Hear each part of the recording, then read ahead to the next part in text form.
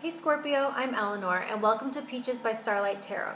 This is your weekly pick a card reading where we are talking about your energy of bloom, and it's talking about how with your monthly energy of the Seven Swords, this can be areas where you may have been holding yourself back, hiding your light under a bushel, and so it is time now to be truly seen and to come out and to accept praise. So I'm using Flower Spirit and Vibrant Soul Tarot. I have stack 1, 2, and 3. They're timestamped below, so you can skip ahead to the one or more than one that you feel like is meant for you.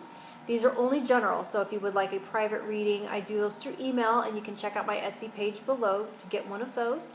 Like, share, subscribe, and all that good stuff. I'm very grateful that I have reached 50 subscribers, and so I'm going to do a special reading with several pick-a-cards, and it's going to have different layers and all that stuff.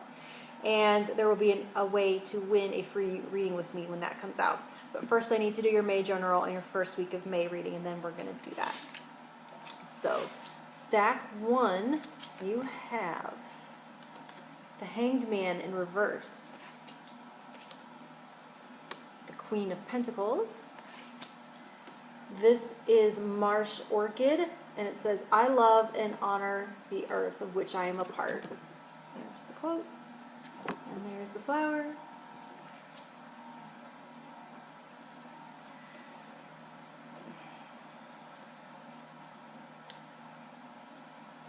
The message of Marsh Orchid is a call to pay more attention to the earth and your environment. And it's beautiful with the Queen of Pentacles here because she's like, some would say she'd be considered like the Earth Mama type energy, kind of hippie-like. So this is going to be talking about paying attention to where you source your food and stuff like that.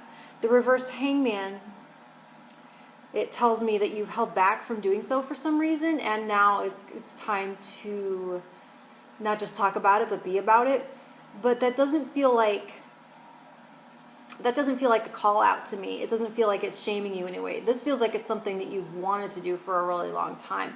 And so I'm not really sure why you've held back from it and why you've held your energy. Maybe you think it's expensive. Maybe you think if you haven't had time. But it is saying that right now, like because of this holding back in this Hangman and also in this kind of hiding and with this bloom, and there is a sense of like there's like that King Arthur thing where you are tied to the land, you are tied to the environment in some way. And so when you can help bring that back to life and reconnect with that and have a healthier relationship to your environment, you yourself come back to life in some way. So there's a lot of joy and feeling good and exuberance I'm getting off of that. Stack 2, you have the 8 of Swords, the Fool. This is Cyclamen. It says, I dare to be honest and speak my own truth. And that's what it looks like.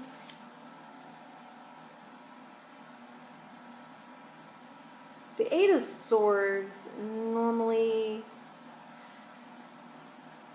the 8 of Swords kind of like, the 8 swords hem you in, and usually that's about what when you're telling yourself no, and you not being able to see any of the routes forward because you keep blocking them for yourself and saying like, I could do no, and like, kind of just not seeing what your options are, or feeling like you have any options.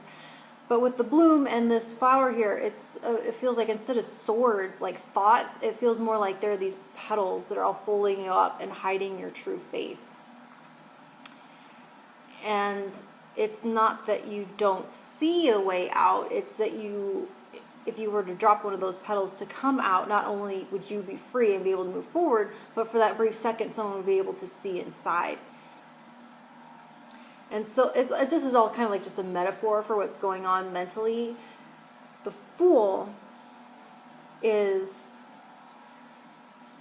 it goes perfectly with this bloom energy. It is all about being wide open, about just throwing those petals open and saying, here I am. Open up and be honest and not hold back what it is that you need to say and who you are. Stack 3. You have the Queen of Wands in reverse, the 2 of Wands, and this is Opium Poppy. I find a deep connection with spirit by accessing my vulnerability. Okay.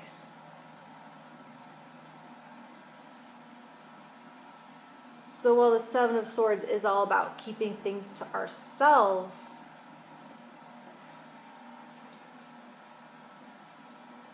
the opium poppy makes sense with the message about letting go. Letting go of the fear of being seen.